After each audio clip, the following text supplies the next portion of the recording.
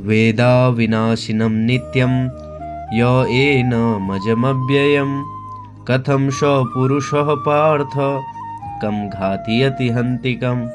हे पार्थ, जो व्यक्ति यह जानता है कि आत्मा अविनाशी, अजन्मा, शाश्वत तथा अव्यय है, वह भला किसी को कैसे मार सकता है या कैसे मरवा सकता है।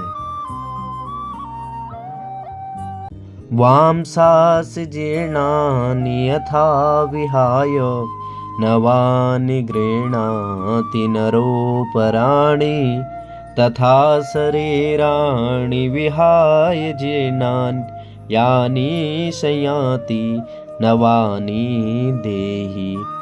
जिस प्रकार मनुष्य पुराने वस्त्र को त्याग कर नए वस्त्र धारण करता है, उसी प्रकार आत्मा पुराने तथा व्यर्थ के शरीर को त्याग कर नवीन भौतिक शरीर धारण करता है।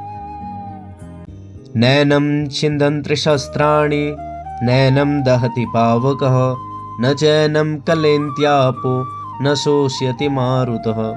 यह आत्मा न तो कभी किसी शस्त्र द्वारा खंड खंड किया जा सकता है, न अग्नि द्वारा जलाया जा सकता है, न जल द्वारा भिगोया जा सकता है और न वायु द्वारा सुखाया जा सकता है।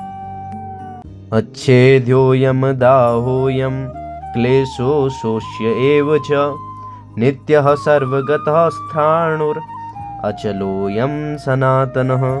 यह आत्मा अखंडित तथा अघुलनशील है। इसे ना तो जलाया जा सकता है, न ही सुखाया जा सकता है। यह शाश्वत, सर्वव्यापी, अविकारी, स्थिर तथा सदैव एक सा रहने वाला है। अव्यक्तोऽयम् चिन्त्योऽयम् विकार्योऽयम् उच्यते तस्मादेवं विदित्वैनं नानुशोचितुमर्हसि। यह आत्मा अव्यक्त, अकल्पनीय तथा अपरिवर्तनीय है। यह जानकर तुम्हें शरीर के लिए शोक नहीं करना चाहिए। अथ चैनं नित्यजातं नित्यं वा मन्यसे मृतं तथापि त्वं महाबाहो नैनं शोचितुमर्हसि। किंतु यदि तुम यह सोचते हो कि आत्मा सदा जन्म लेता है तथा सदा मरता है, तो भी हे महाबाहो, तुम्हारे शोक करने का कोई कारण नहीं होता। जातस्य हि ध्रुवो मृत्युर्ध्रुवं जन्म मृतस्य च तस्मात् परिहार्येऽर्थे न त्वं शोचितुमर्हसि। जिसने जन्म लिया है उसकी मृत्यु निश्चित है और मृत्यु के पश्चात पुनर्जन्म भी निश्चित है, अथवा अपने अपरिहार्य कर्तव्य पालन में तुम्हें शोक नहीं करना चाहिए। अव्यक्तादीनि भूतानि व्यक्त मध्यानि भारत अव्यक्त निधनान्येव तत्र का परिदेवना। सारे जीव प्रारंभ में अव्यक्त रहते हैं और मध्य अवस्था में व्यक्त होते हैं तथा विनष्ट होने पर पुनः अव्यक्त होते हैं, अथवा शोक करने की तुम्हें क्या आवश्यकता है।